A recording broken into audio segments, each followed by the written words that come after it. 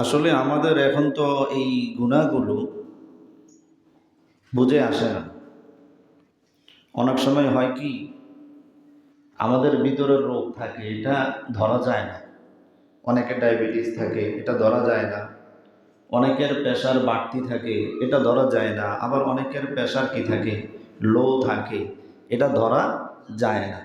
কিন্তু যখন আপনি ডাক্তারের কাছে যাবেন, ডাক্তার যখন আপনার ডায়াবেটিস পরীক্ষা করবে, তখন কিন্তু আপনার ডায়াবেটিস আপনি যখন দেখবেন, যেখানে স্বাভাবিক 6, 7, 8-এর মধ্যে থাকার কথা, এটা যখন দেখবেন 14, 15, 20-এর মধ্যে চলে গেছে, তখন আগের অবস্থা আর মাপার পরে জানার পরের অবস্থা কি এক হয়?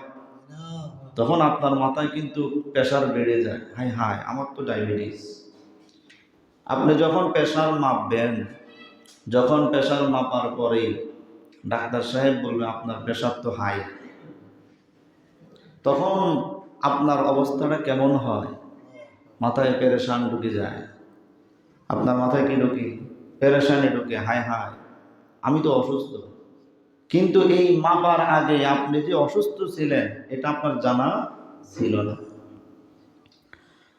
ঠিক কিয়ামতের ময়দানে আমি আপনি দুনিয়াতে চলতেছি, আমলনামা আমার আপনার নেকি কি বেশি না বদি বেশি, এটা আমি আপনি জানি না। এটা আমি আপনি কি জানি না। কিয়ামতের ময়দানে যখন আল্লাহ তাআলা আমলনামা হাতে দিবে, কি দিবে? আমলনামা যখন হাতে দিবে, যখন মানুষ তার কৃতকর্ম দেখতে পাইবে, কি পাইবে? ভালো যেটা সেটাও দেখতে পাইবে, আবার যে খারাপ কাজগুলো করেছে এটাও সে কি করবে? দেখতে পাইবে। কোরআনের ভাষায় আল্লাহ বলেন, فَمَن يَعْمَلْ مِثْقَالَ ذَرَّةٍ خَيْرًا يَرَهُ। ভালো যারা পরিমাণ ভালো কাজ করছে, কয়টা সে দেখতে পাইবে, কি করবে? দেখতে পাইবে। আবার وَمَن يَعْمَلْ مِثْقَالَ ذَرَّةٍ شَرًّا يَرَهُ। বিন্দু পরিমাণ, সরিষার দানা পরিমাণ খারাপ কাজ করছে, গুনার কাজ করছে, এটাও সে কি দেখতে পাইবে।